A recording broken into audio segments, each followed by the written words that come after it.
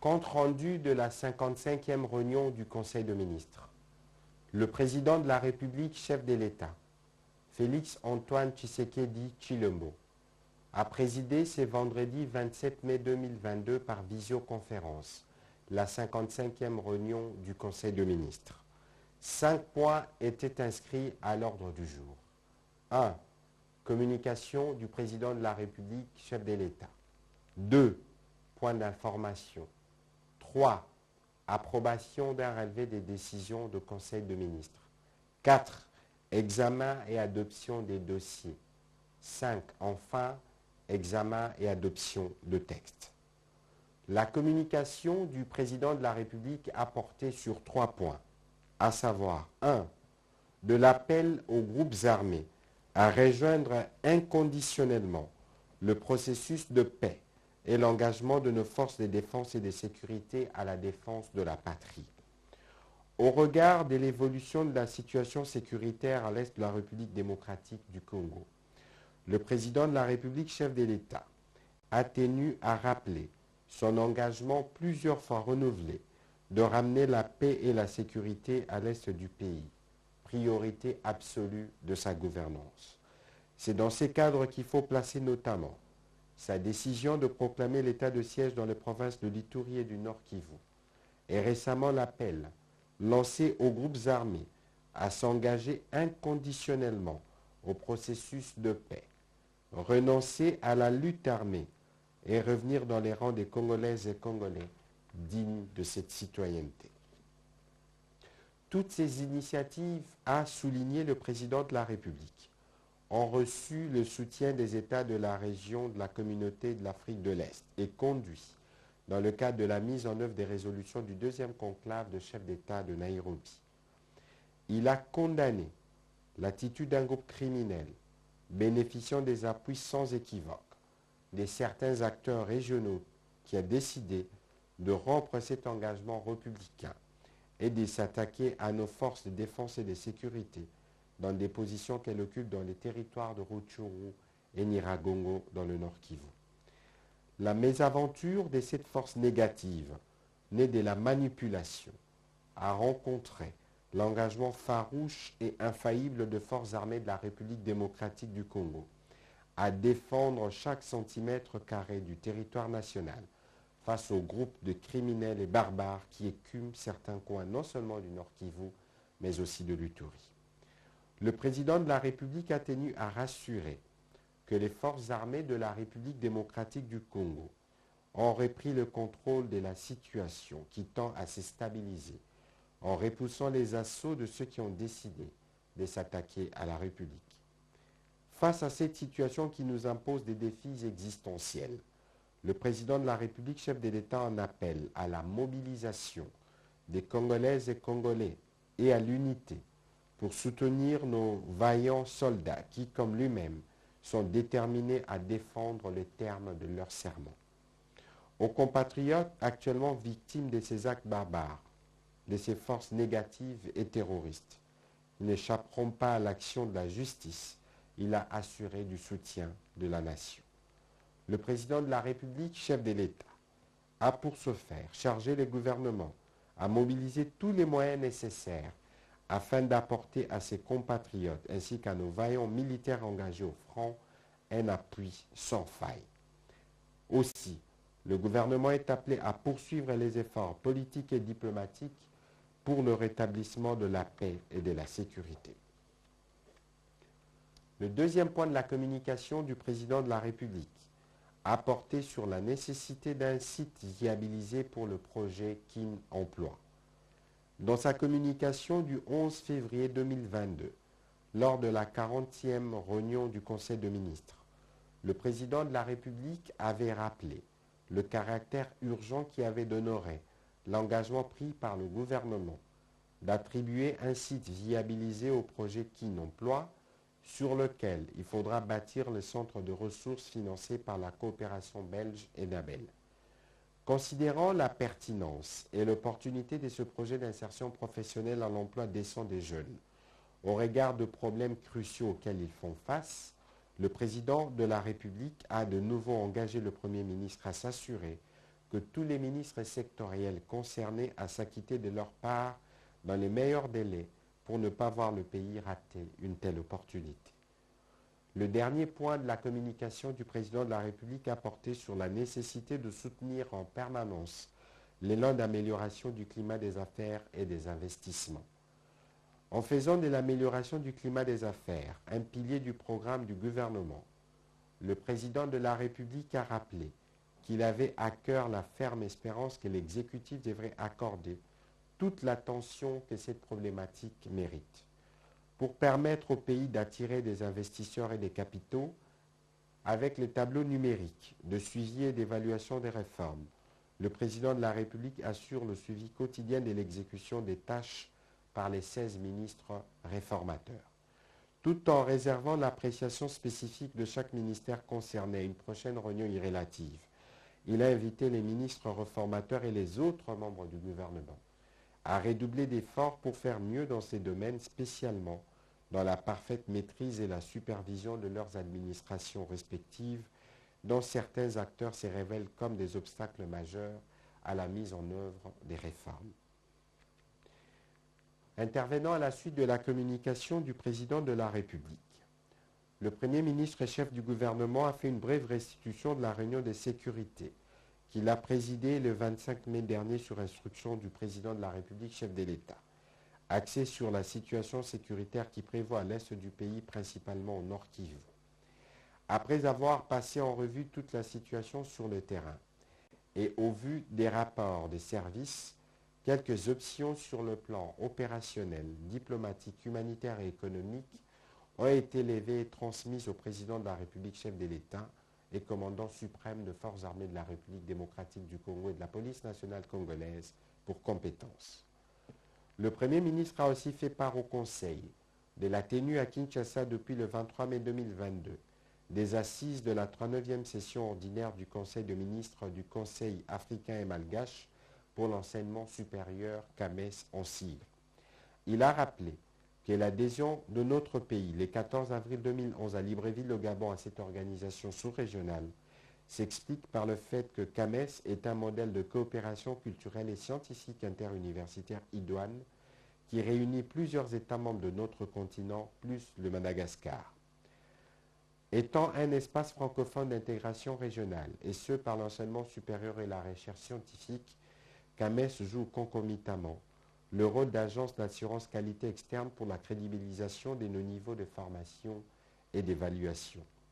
Il a rappelé aux ministres sectoriels et aux institutions nationales concernées la nécessité et l'urgence de finaliser le processus irréversible de l'assainissement de notre système éducatif supérieur et de la recherche, à travers notamment le renforcement de capacités dans le domaine de la recherche, l'amélioration des mécanismes de garantie de la qualité et d'accréditation, la promotion de la mobilité universitaire par le transfert de crédits au-delà des frontières nationales. Le gouvernement de la République a aussi été saisi des revendications des syndicats du secteur de la santé. Le Premier ministre est revenu sur ce dossier en précisant que la légitimité et la pertinence de leurs préoccupations a retenu son attention.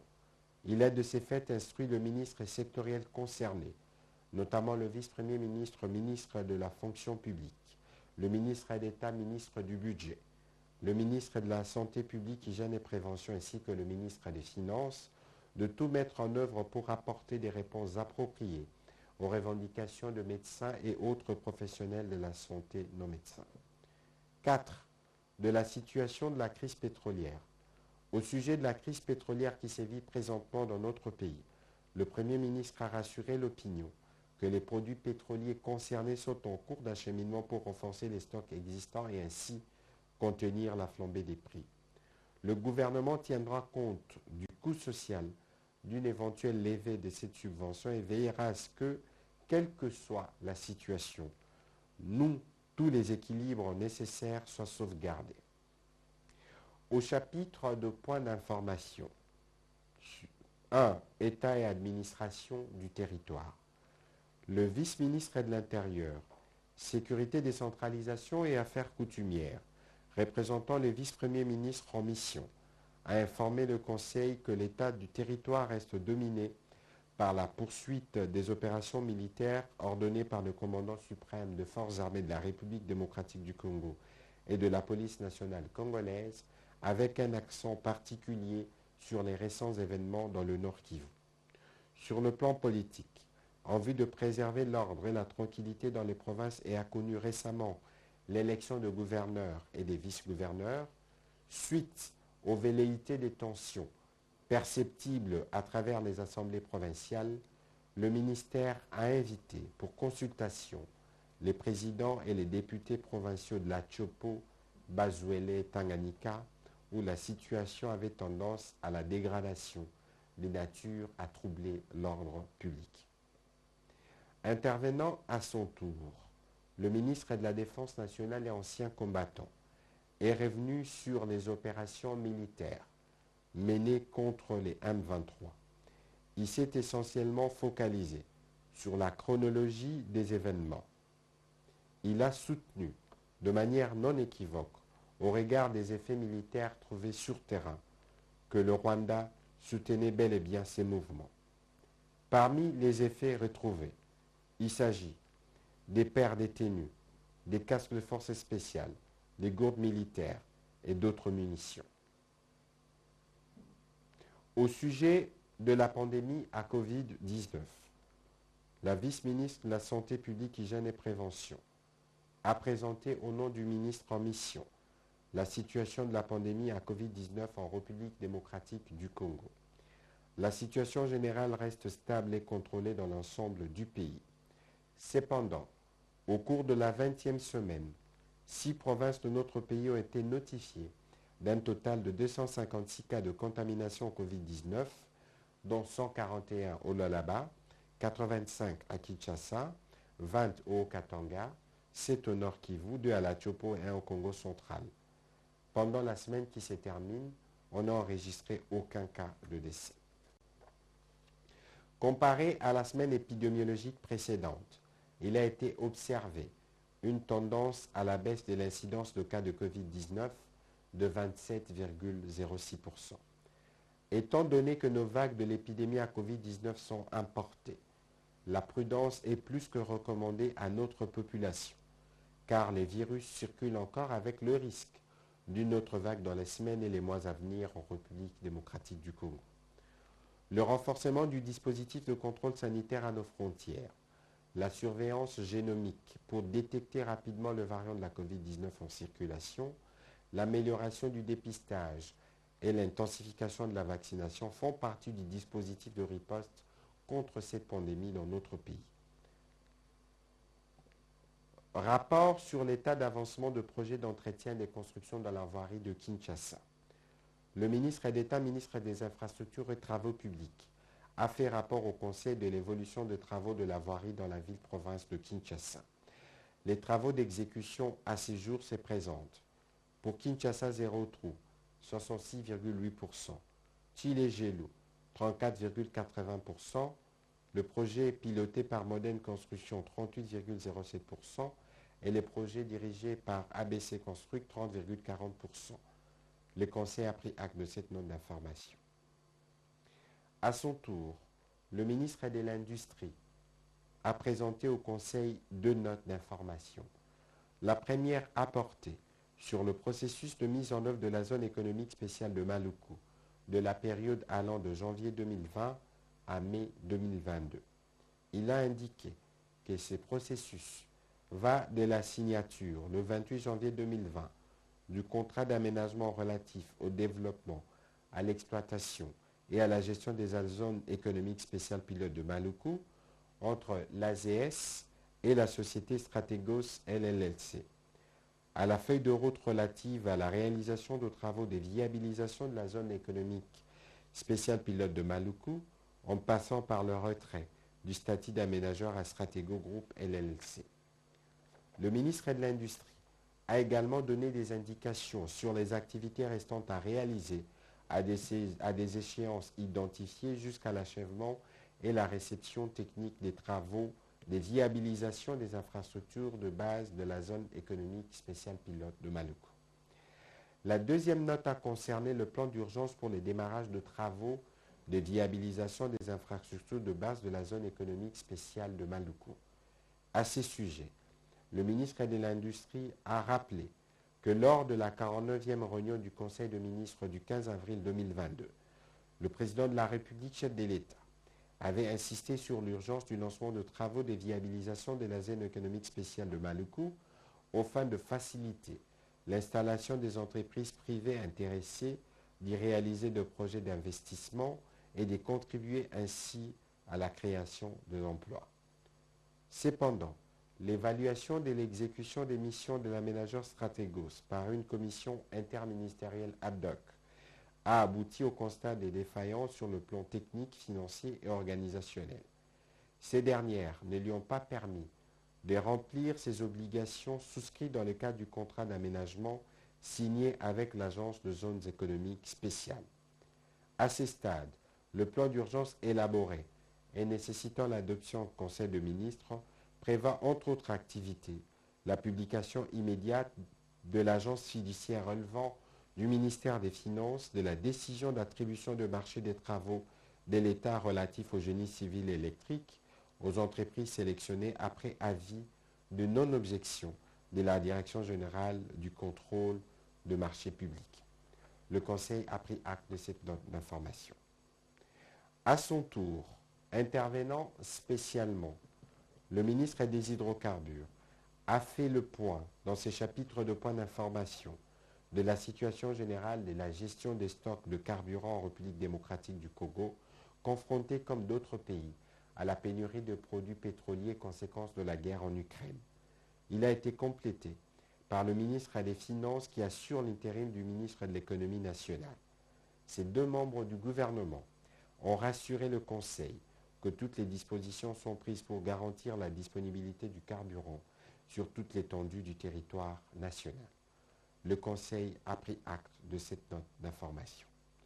Au chapitre 3 du Conseil de ministres de ce jour, relatif à l'approbation d'un relevé des décisions du Conseil de ministres, le Conseil de ministres a adopté les relevés des décisions prises lors de la 54e réunion tenue le 20 mai 2022. Au chapitre 4 relatif à l'examen et à l'adoption des dossiers, deux dossiers, le ministre de l'Agriculture a présenté au Conseil un premier dossier lié à la politique nationale de sécurité alimentaire et nutritionnelle, assorti d'un plan opérationnel 2021-2025. Il a indiqué que les problèmes d'insécurité alimentaire dans notre pays est à la fois conjoncturel et structurel. En effet, les populations rurales et urbaines à très faible revenu demeurent le plus vulnérables à cette insécurité alimentaire. Les systèmes de production basés sur une agriculture et un élevage de substances extensifs ne parviennent pas à couvrir les besoins alimentaires d'une population en croissance rapide. Pendant que la croissance démographique est en hausse, le volume de production locale est en baisse. Parlant des facteurs aggravant l'insécurité alimentaire, le ministre de l'Agriculture a évoqué entre autres la dépendance des ménages au marché dont les prix sont souvent élevés, mais aussi de la vente à bas prix de production au moment des récoltes. La résolution de cet épineux problème exige du gouvernement l'adoption d'une approche stratégique multisectorielle inclusive et synergique basée sur quelques principes d'intervention bien définis. Il a par la suite présenté le deuxième dossier relatif au programme d'intervention agricole saison A 2022-2023. La République démocratique du Congo, a souligné les ministres de l'Agriculture, est dotée d'énormes ressources agro-pastorales, forestières, minières et halieutiques.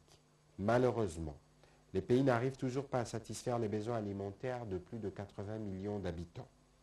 En recourant à l'importation de produits pour lesquels ils disposent d'un avantage comparatif avéré, notre pays dépense de sommes importantes en devises pour couvrir le besoin en denrées alimentaires.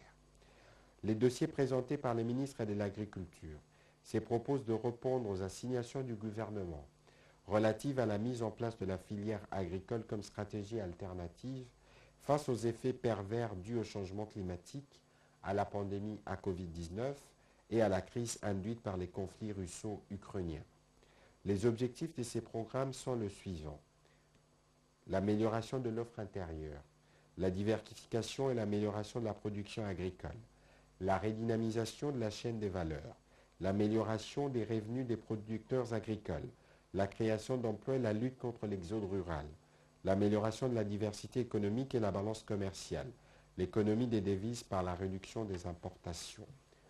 Pour réussir ce projet, les financements doivent tenir compte du calendrier et le gouvernement devrait exonérer ces programmes de toutes les taxes qui plombent la structure de coûts de production en amont et en aval, a conclu le ministre de l'Agriculture. Après débat et délibération, le Conseil a adopté ces deux dossiers. Dernier chapitre du Conseil de ministres de ce jour, relatif à l'examen et à l'adoption de projets de textes. 3 textes. Le premier, la ministre d'État, ministre de la Justice et garde des Sceaux, a proposé au Conseil le projet de loi autorisant la prorogation de l'état de siège dans les provinces de l'Ituri et du Nord Kivu pour une période de 15 jours prenant cours le 4 juin 2022. Cette prorogation permettra à nos forces de défense et de sécurité de consolider les acquis des opérations antérieures et de poursuivre l'envergure des actions en vue de mettre fin à l'activisme de terroristes et groupes armés tant locaux qu'étrangers opérant depuis plusieurs années sur cette partie de la République démocratique du Congo. Après débat et délibération, le Conseil a adopté ces projets de loi. 2. Projet d'ordonnance portant création, organisation et fonctionnement du cadre institutionnel de la mise en œuvre et suivi et évaluation du programme de développement local de 145 territoires. Le ministre d'État, ministre du Plan, a soumis au Conseil le projet d'ordonnance portant création, organisation et fonctionnement du cadre institutionnel de la mise en œuvre et suivi et évaluation du programme de développement local de 145 territoires. Ces projets trouvent sa justification dans la nécessité d'assurer le portage au plus haut niveau de l'exécutif de l'action et des interventions ciblées en vue de l'amélioration des conditions de vie des populations à la base en matière d'infrastructures, de développement agricole et d'accès aux services sociaux de base. Après débat et délibération, le Conseil a adopté ces projets d'ordonnance. Les derniers points portés sur la résiliation d'un accord de partenariat public-privé. Le ministre des Affaires foncières a présenté au Conseil le dossier relatif à la résiliation de l'accord de partenariat public-privé signé avec la société Congo Tchèque SARL en date du 14 août 2014. Ces avenants numéro 1 et 2 et tous les autres actes subséquents pour cause d'inexécution des obligations contractuelles. Il a rappelé que la société Congo Tchèque était chargée de mettre en place un système d'information et de gestion centralisée et sécurisé pour la délivrance des titres fonciers et immobiliers. Élaborer et produire une base de données électroniques accessible avec des niveaux d'accès spécifiques par les assujettis et tous les niveaux de pouvoir. Déployer des sites et aménager des bureaux dans les 13 provinces du pôle ouest. Acquérir des équipements informatiques conformes et nécessaires à la bonne mise en œuvre du projet. Et former les personnels techniques du service du cadastre au maniement des logiciels et des données y contenues dans la perspective du transfert des technologies au terme de la période contractuelle.